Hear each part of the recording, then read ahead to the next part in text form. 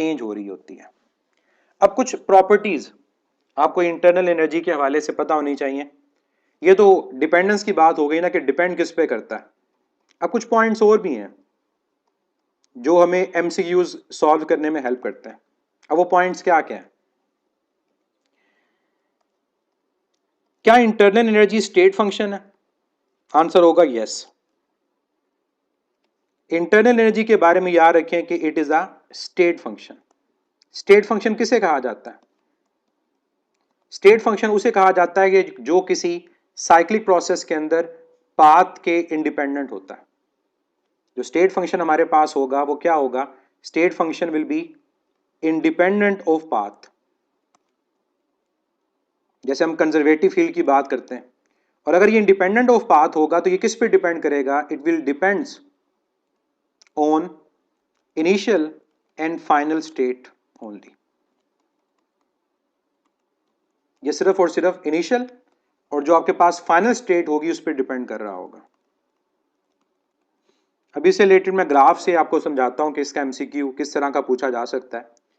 कि अगर आपके पास एक पीवी डायग्राम है, pressure along Y, volume along X, हम अटेन करते हैं स्टेट 1 से स्टेट 2।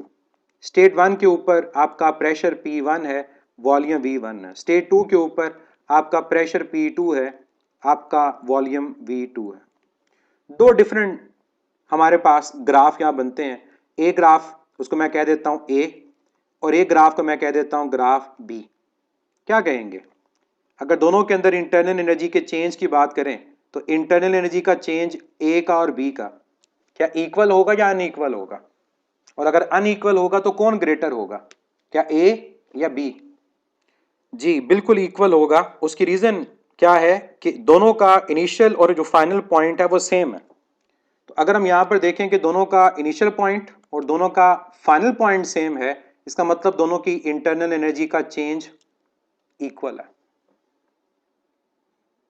तो ये पहला पॉइंट है कि पाथ जो मर्जी हो, अगर इनिशियल पॉइंट और फाइनल पॉइंट सेम है तो इंटरनल एनर्जी का चेंज वो सेम होगा। दूसरी चीज जो आपको पता होनी चाहिए जो स्टेट फंक्शन से ही रिलेटेड है कि अगर आपके पास कोई साइक्लिक प्रोसेस हो तो साइक्लिक प्रोसेस के अंदर जो आपका पॉइंट इनिशियल होता है वही फाइनल होता है। इसका मतलब अगर इनिशियल पॉइंट भी वही है और आपके पास फाइनल पॉइंट भी वही है तो क्या कहेंगे? इंटरनल एनर्जी का चेंज क्या जीरो या नॉन जीरो?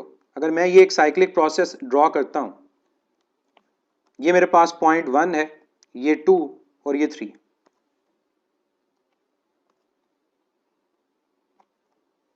क्या कहेंगे? इसमें इंटरनल एनर्जी का चेंज जीरो, बिल्कुल, क्योंकि जो पॉइंट अब आपका इनिशियल है वही पॉइंट आपका फाइनल है। तो जब तक आपका इनिशियल पॉइंट और फाइनल पॉइंट डिफरेंट नहीं होते आपकी इंटरनल एनर्जी चेंज नहीं होती। तो इंटरनल एनर्जी का चेंज क्या होएगा? वो जीरो होगा।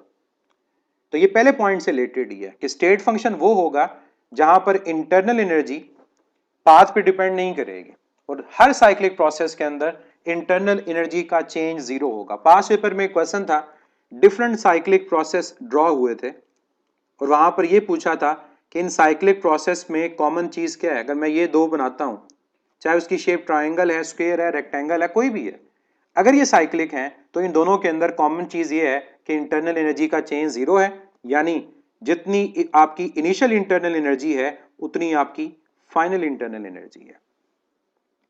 तीसरी चीज इसके अलावा याद रखें कि हमारे पास अगर प्रोसेस आइसोथर्मल होगा तो आइसोथर्मल प्रोसेस किसे कहा जाता है? एक ऐसा प्रोसेस जिसमें आपका जो टेम्परेचर होगा वो कांस्टेंट होगा। अगर टेम्परेचर कांस्टेंट तो टेम्परेचर का चेंज जीरो, और अगर आपका टेम्परेचर का चेंज जीरो तो हमने क्या लिखा था? इंटरनल एनर्जी तो टेम्परेचर के चेंज पे डिपेंड करती है। तो अगर टेम्परेचर चेंज नहीं होगा तो क्या कहोगे कि जिस तरह साइक्लिक प्रोसेस के अंदर इंटरनल एनर्जी का चेंज जीरो होता है, इसी तरह आइसोथर्मल प्रोसेस के अंदर भी इंटरनल एनर्जी का चेंज जीरो होता है। अब इसको एग्जामिनर किस तरह से आपसे पूछ सकता है वो ये कि वो आपको दो आइसोथर्म ड्रॉ करके दे, दो डिफरेंट या तीन डिफरेंट या चार डिफरेंट ग्राफ ड्रॉ करके दे। पीवी ग्राफ, 0.1 टू 0.2 आपने स्टेट अटेन की, यहाँ 0.1 0.2 को वो चेंज कर दे। लेकिन अगर हम कहते हैं कि हमारे पास ये तमाम ग्राफ आइसोथर्म्स हैं, तो इन तमाम के अंदर आपके पास इंटरनल एनर्जी का चेंज क्या होगा, वो जीरो के इक्वल होगा, क्योंकि constant temperature internal energy change नहीं होती। लास्ट पॉइंट इंटरनल एनर्जी के हवाले से याद रखिएगा कि इंटरनल एनर्जी के बारे में कहा जाता है कि ये एक एक्सटेंसिव प्रॉपर्टी है। अब एक्सटेंसिव प्रॉपर्टी किसे कहते हैं? एक्सटेंसिव प्रॉपर्टी उस प्रॉपर्टी को कहा जाता है जिसमें कोई क्वांटिटी डिपेंड करती है on amount of matter. If a quantity depends on the amount of matter, तो उस प्रॉपर्टी को एक्सटेंसिव प्रॉपर्टी कहा जाता है। इंटरनल एनर्जी एक्सटेंसिव प्रॉपर्टी कैसे है? क्योंकि हम जानते हैं कि जितना मैटर ज्यादा होगा उसकी इंटरनल एनर्जी को चेंज करने के लिए हमें ज्यादा एनर्जी रिक्वायर्ड है, और जितना मैटर कम उसका टेम्परेचर आप इजीली चेंज कर सकते हैं। तो जितना मैटर ज्यादा होगा टेम्परेचर चेंज करने के लिए एनर्जी ज्यादा चाहिए, जितना मैटर कम टेम्परेचर चेंज करने के लिए एनर्जी कम चाहिए।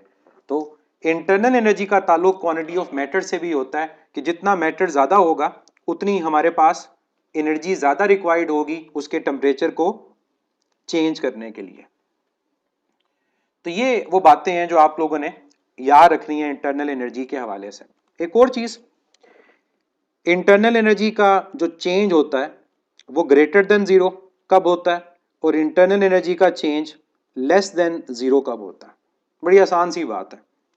Internal energy greater than zero का मतलब क्या होगा कि हमारे पास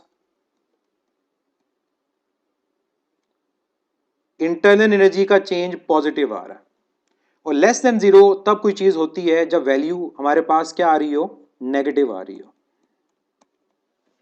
एक्सटेंसिव प्रॉपर्टी क्या होती है कि हमारे पास अगर कोई physical quantity quantity of matter पे डिपेंड कर रही हो, क्वांटिटी ऑफ मैटर के ऊपर अगर डिपेंडेंस आए तो ये एक्सटेंसिव प्रॉपर्टी है। और यहां पर आप लोग जानते हैं कि हमारे पास जो इंटरनल एनर्जी है उसका ताल्लुक क्वांटिटी ऑफ मैटर के साथ है। जितनी क्वांटिटी ऑफ मैटर ज्यादा होगी हमारे पास उतनी एनर्जी ज्यादा होगी उसके टेम्परेचर को चेंज करने के लिए, और जितनी क्वांटिटी ऑफ मैटर कम होगी उतनी एनर्जी कम चाहिए होगी इंटरनल एनर्जी को चेंज करने के लिए। तो ये है एक्सटेंसिव प्रॉपर्टी कि ज्यादा मैटर के लिए टेम्परेचर चेंज करना है, ज्यादा इंटरनल एनर्जी चाहिए, ज्यादा आपको एनर्जी रिक्वायर्ड है, और लेस मैटर के लिए टेम्परेचर चेंज करने के लिए लेस एनर्जी रिक्वायर्ड होती है। अदनान से बहुत सारी एग्जांपल है जहां भी कोई क्वांटिटी आपके पास मैटर पे डिपेंड करेगी वो एक्सटेंसिव है। मोमेंटम भी एक्सटेंसिव प्रॉपर्टी है, ठीक है। अब इंटरनल एनर्जी का चेंज पॉजिटिव कब होता है, नेगेटिव कब होता है, क्योंकि ये चीज यूज होनी है हमारे आगे फर्स्ट लॉ ऑफ थर्मोडायनेमिक्स में। इंटरनल एनर्जी का चेंज, पहली बात कि इंटरनल एनर्जी का चेंज क्या है, अगर आप उसमें डाउटफुल है तो चेंज का मतलब होता है फाइनल माइनस इनिशियल। अब कब ये पॉजिटिव होगा कब नेगेटिव होगा? सिंपल, आप कहोगे कि जब हमारे पास इंटरनल एनर्जी किसी सिस्टम की इंक्रीज कर रही होती है तो पॉजिटिव, और जब किसी सिस्टम की इंटरनल एनर्जी क्या कर रही होगी, डिक्रीज कर रही होगी, तो नेगेटिव। जिस तरह से इंटरनल एनर्जी के चेंज के साइंस होते हैं इसी तरह हीट और वर्क के भी साइंस होते हैं। अगर मैं हीट की बात करता हूं कि मेरे पास कब हीट की वैल्यू ग्रेटर देन जीरो और कब हीट की वैल्यू लेस देन जीरो, मतलब कब हीट पॉजिटिव होगी और कब हीट नेगेटिव होगी। अब आपको पता है इसका आंसर क्या है?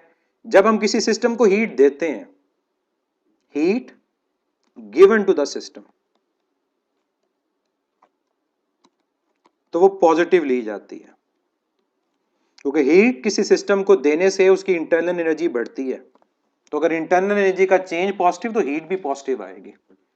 और जब आप किसी सिस्टम से हीट ले लेते हो, heat taken from the system,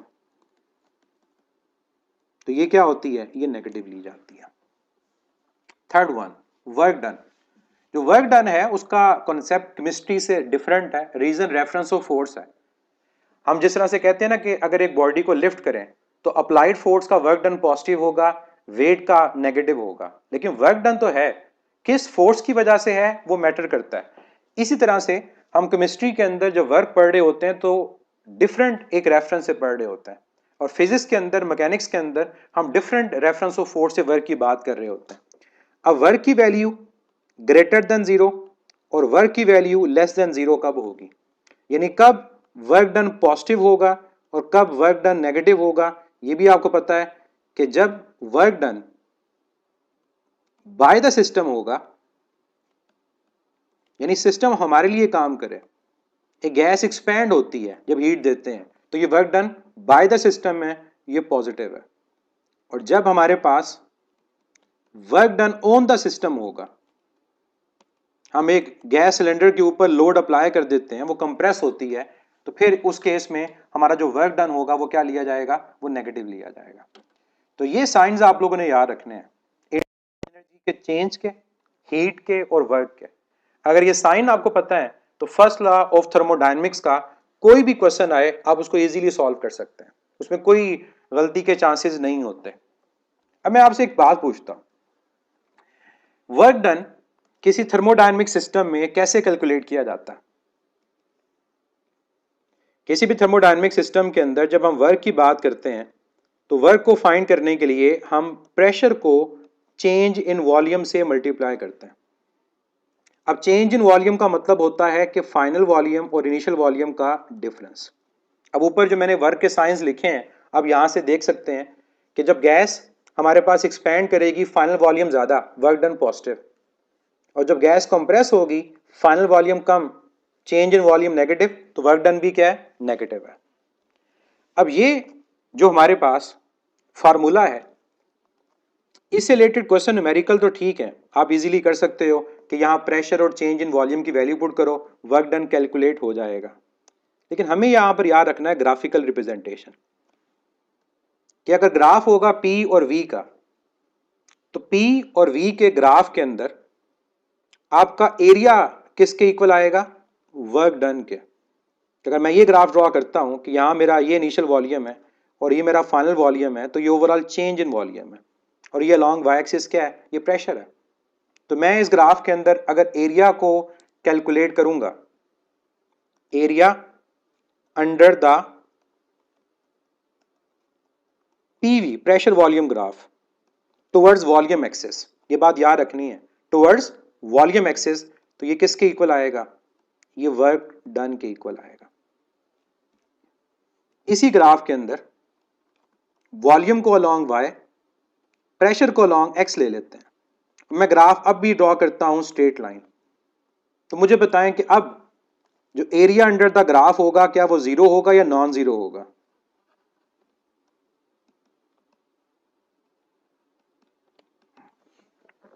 क्या area under the graph zero होगा या नॉन जीरो होगा? और क्या वर्क डन जीरो होगा या नॉन जीरो होगा? दो डिफरेंट चीजें हैं। अब आपको बताता हूं, एरिया अंडर द ग्राफ तो यहां पर नॉन जीरो है, मैं एरिया अंडर द ग्राफ क्योंकि मैंने कोई एक्सिस मेंशन नहीं किया था, तो एरिया तो है, लेकिन क्या ये एरिया वर्क को रिप्रेजेंट करता है? तो आंसर होगा नो। इसका मतलब ये है कि हमारे पास लाजमी नहीं होता कि ग्राफ कोई भी हो, पी वी या वी और पी का, तो एरिया वर्क के इक्वल होगा। एरिया अंडर द ग्राफ कौन सा, पी वी ग्राफ, और किस एक्सिस की तरफ, टुवर्ड्स वॉल्यूम एक्सिस, ये वर्क डन के इक्वल होता है। अब मैं इस ग्राफ के अंदर देखता हूं कि मेरे पास ये अगर ग्राफ है तो यहां तो इसके नीचे एरिया एग्जिस्ट ही नहीं कर रहा, इसका मतलब एरिया अंडर द ग्राफ जरूर है लेकिन एरिया टुवर्ड्स वॉल्यूम एक्सिस नहीं है, तो मैं क्या कहूंगा, यहां वर्क डन की वैल्यू क्या है, जीरो है। तो कभी ये गलती नहीं करनी कि ये ग्राफ वी और पी का हो तब भी आप एरिया फाइंड करके वर्क डन बता दें। और एक और बात बताऊं, ये ग्राफ किसका है, ये कांस्टेंट वॉल्यूम का है, और कांस्टेंट वॉल्यूम का मतलब क्या है कि आपके वॉल्यूम का चेंज जीरो है, और वॉल्यूम अगर चेंज नहीं हो रहा तो पिस्टन तो मूव ही नहीं कर रहा, तो सिलेंडर में ना एक्सपेंशन ना कंप्रेशन, वर्क डन क्या होगा, जीरो। और इस प्रोसेस को क्या बोलते हैं, इस प्रोसेस को बोलते हैं आइसोकोरिक प्रोसेस, जहां वॉल्यूम की वैल्यू कांस्टेंट होती है। और ये जो ग्राफ था, ये ग्राफ कौन सा था, जहां प्रेशर कांस्टेंट है, ये आइसोबैरिक प्रोसेस था जो एक्सपेंशन को शो कर रहा है। और यहां पर आपका ये जो एरिया होगा ये किसे रिप्रेजेंट करेगा, ये एरिया वर्क को रिप्रेजेंट करेगा। तो टुवर्ड्स वॉल्यूम एक्सिस आप लोगों ने लेना है। अब नेक्स्ट, क्या थर्मोडायनेमिक्स में साइक्लिक प्रोसेस में वर्क डन जीरो होता है या नॉन जीरो होता है?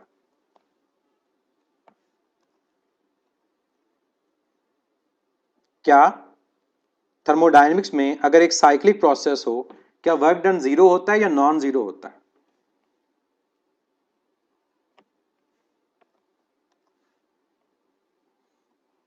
तो फिर अगर वर्क डन साइक्लिक प्रोसेस में नॉन जीरो है तो याद रखिएगा कि थर्मोडायनेमिक्स में वर्क डन स्टेट फंक्शन नहीं होता।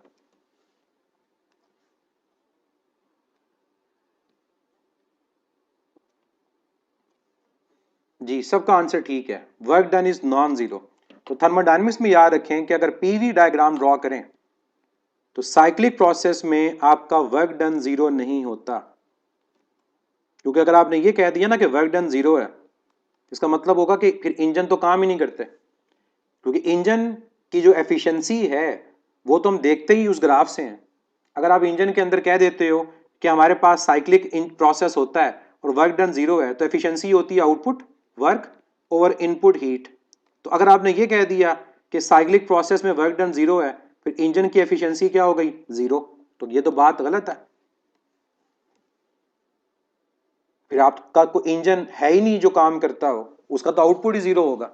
तो कभी ये नहीं कहना कि हमारे पास जो साइक्लिक प्रोसेस होते हैं उनमें वर्क डन जीरो के इक्वल होता है। साइक्लिक प्रोसेस में वर्क डन अगर जीरो नहीं होता तो किसके इक्वल होता है, जो क्लोज एरिया होगा उसके इक्वल होगा। मतलब यहां पर ये जो क्लोज एरिया है, ये आपके पास एरिया रिप्रेजेंट करेगा वर्क को, और यहां पर ये जो एरिया आपके पास होगा ये रिप्रेजेंट करेगा वर्क को। और आपको पता है ये एरिया कैसे फाइंड होना है, पहले केस में ट्राइंगल है और ट्राइंगल का area half base into height. अब मैं अगर ये पॉइंट मेंशन करूं कि ये पॉइंट V1 है, ये पॉइंट V2 है, तो बेस क्या है, बेस होगी V2 माइनस V1।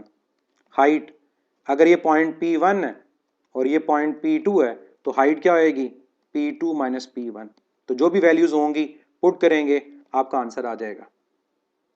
इसी तरह यहां पर शेप क्या है, यहां सर्कल है। अब ऐसे केस में सर्कल में वो आपको वैल्यू देगा ये वाली। ये क्या है, ये सर्कल का डायमीटर है और ये भी सर्कल का क्या है, डायमीटर, कितना, x। तो सर्कल का एरिया क्या होता है, सर्कल का एरिया होता है पाई आर स्क्वायर। तो आपको क्या गिवन है, डायमीटर कितना, x। तो रेडियस क्या होता है, डायमीटर का हाफ, ये आ जाएगा x/2 होल स्क्वायर। आपका वर्क डन कैलकुलेट हो जाएगा। अगर रेक्टेंगल या स्क्वायर होगा तो सिंपल बेस को मल्टीप्लाई किससे कर दोगे, हाइट से। क्लियर है पॉइंट ये वाला। सर्कल का अगर होगा तो कैसे होगा, वो आपको वैल्यू देगा डायमीटर की या रेडियस की। तो रेडियस होगा तो पाई आर स्क्वायर, अगर डायमीटर होगा तो रेडियस डायमीटर का हाफ होता है, सॉल्व हो जाएगा। एक और चीज मैं आपसे साइक्लिक प्रोसेस में पूछना चाहूंगा। ये बात तो हमें पता चल गई कि साइक्लिक प्रोसेस में वर्क डन जीरो नहीं होता, क्योंकि वर्क डन अगर जीरो होगा तो जिस इंजन का वो ग्राफ है साइक्लिक, उसकी एफिशिएंसी जीरो होगी, जो प्रैक्टिकली पॉसिबल नहीं है। अब मैं दो ग्राफ ड्रॉ करता हूं, आपने मुझे बताना है कि इन दोनों ग्राफ में डिफरेंस क्या है।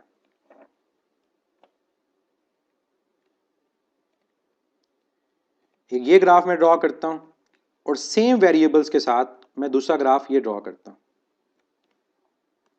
कि बताएगा कि इन दोनों ग्राफ में डिफरेंस क्या है। अगर ये वैल्यू सारी सेम है, यहां मैं कहता हूं कि वॉल्यूम मेरे पास जो है दैट इज 2, जो भी यूनिट है मीटर क्यूब, और यहाँ 6, यहाँ प्रेशर है 10 और यहाँ प्रेशर है 30।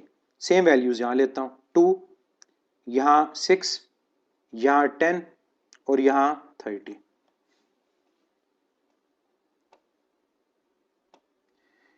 डायरेक्शन चेंज होने से क्या होगा, इनिशियल पॉइंट तो दोनों में सेम है। अगर मैं सेम ले लेता हूँ, चलें मैं इनिशियल पॉइंट सेम ले लेता हूँ, अगर मेरे यहाँ पर डिफरेंट शो भी किए हैं, मैं सेम कह देता हूँ, ये इनिशियल पॉइंट दोनों के अंदर है।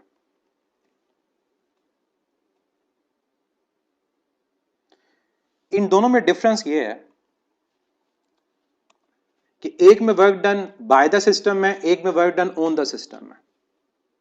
एक में work done by the system है और एक में work done on the system है।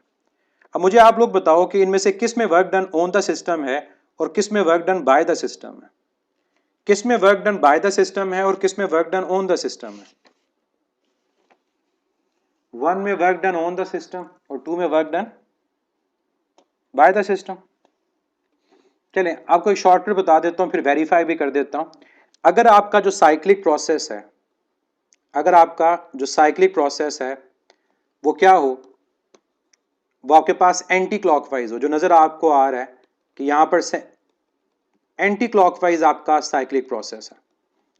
तो एंटी क्लॉकवाइज अगर आपका साइक्लिक प्रोसेस होगा तो आपका वर्क डन नेगेटिव होगा ऑन द सिस्टम। और अगर आपका जो साइक्लिक प्रोसेस है वो क्लॉकवाइज हो तो आपका work done by the system होगा, कि मैं फिजिक्स के अकॉर्डिंग बात कर रहा हूं, और वो पॉजिटिव होगा। क्यों? बड़ी आसान सी रीजन है, एरिया फाइंड कर लें। अब मैं इन पॉइंट्स को नाम देने लगा हूं ए, बी और सी का। अगर पहले केस में मैं टोटल वर्क डन फाइंड करूंगा तो मैं एरिया फाइंड करूंगा अंडर ए बी, मैं एरिया फाइंड करूंगा अंडर बी सी, और मैं एरिया फाइंड करूंगा ए सी का। सिमिलरली मैं यहां पर भी अगर बात करूं तो मैं वर्क डन एरिया फाइंड करूंगा ए बी, एरिया फाइंड करूंगा बी सी, और मैं फिर एरिया फाइंड करूंगा सी ए। अब ए बी ये है, इसके नीचे एरिया फाइंड करें, ये इसके नीचे एरिया होगा। कौन सी शेप है? रेक्टेंगल। बेस और हाइट, बेस कितनी है? एक्सपेंशन हो रही है, तो 6 माइनस 2 आपके पास आएगा। कितना आएगा ये? 4। हाइट कितनी है आपके पास? 0 से 10, हाइट आपके पास 10 है। अब आए बी और सी, ये बी सी है। इसके नीचे जो शेप आपके पास बन रही है वो क्या है? वो आपका ट्राइपीजियम है। और जो ट्राइपीजियम का एरिया जिसने पूछा था, मैं आप बता दूं, ट्राइपीजियम में अगर फर्ज करें ये ज्योमेट्रिकल शेप है, ये दो साइड्स पैरेलल हैं, इसको ए इसको बी, और इन दोनों के दरमियान परपेंडिकुलर डिस्टेंस एच, तो आपका जो एरिया यहां पर आएगा वो किसके इक्वल आएगा? Half sum of parallel sides into perpendicular distance between them. तो अब मैं यहां पर देख रहा हूं कि मेरे पास ये क्या बन रहा है? ट्राइपीजियम बन रहा है। अब जब यहां ट्राइपीजियम बनेगा तो मेरा एरिया आएगा half sum of parallel sides into perpendicular distance. अब ये इसकी साइड्स जो हैं ये क्या है? हमारे पास पैरेलल है। अब ये जो पैरेलल साइड्स आपके पास है, इनकी देखें वैल्यू क्या है। ये वैल्यू मेरे पास क्या है? 30, और ये वैल्यू कितनी है? ये 10 है। और ये इनके दरमियान परपेंडिकुलर डिस्टेंस है। और यहां आप देखो यहां पर क्या हो रही है? कंप्रेशन हो रही है। यहां फाइनल पॉइंट जो है वो सी है, इनिशियल क्या है? बी, तो यहां पर आएगा 2 माइनस 6, और आखिर में सी और ए वॉल्यूम कांस्टेंट है, वर्क डन क्या होगा? 0। तो ये आया 40, 30 प्लस 10 40 डिवाइड बाय 2 20, और 2 माइनस 6 माइनस 4। अब 40 और माइनस 80 रिजल्ट आएगा माइनस 40। तो यहां देखें ये क्या था? माइनस 40। तो जस्टिफाई हो गया कि एंटी क्लॉकवाइज अगर साइक्लिक प्रोसेस होगा तो work done on the system होगा, नेगेटिव होगा। और ये चीज आप यहां पर भी जस्टिफाई करें, रिपीट भी हो जाएगा। और जिनको अगर पहले कोई डाउट है वो देखें क्या है। सबसे पहले इसके नीचे एरिया फाइंड करें। रेक्टेंगल है, बेस और हाइट। बेस क्या है? वॉल्यूम का चेंज। क्या हो रही है? कंप्रेशन। फाइनल वॉल्यूम क्या है? ए। इनिशियल क्या है? बी। ये आएगा 2 minus 6, final minus initial. Arrow को देखें, एरो किस तरफ है? एरो जिस तरफ है वो फाइनल पॉइंट है। अब हाइट कितनी है? 0 से 10, 10 आ जाएगा। अब नेक्स्ट बी और सी के नीचे एरिया, ट्राइपीजियम है, half sum of parallel sides into perpendicular distance between them. ये दो साइड्स पैरेलल हैं। ये कितनी साइड है? 30, और ये कितनी साइड है? 10, और इनके दरमियान ये परपेंडिकुलर डिस्टेंस है। अब ये जो परपेंडिकुलर डिस्टेंस है, अब एरो को देखें, एरो टुवर्ड्स बी है। एरो क्या आपके पास? वो टुवर्ड्स बी आ रहा है। तो फाइनल क्या है? बी। इनिशियल क्या है? सी। ये आपके पास आएगा 6 माइनस 2। नेक्स्ट सी और ए, उसका वर्क डन कितना है? वो 0 है।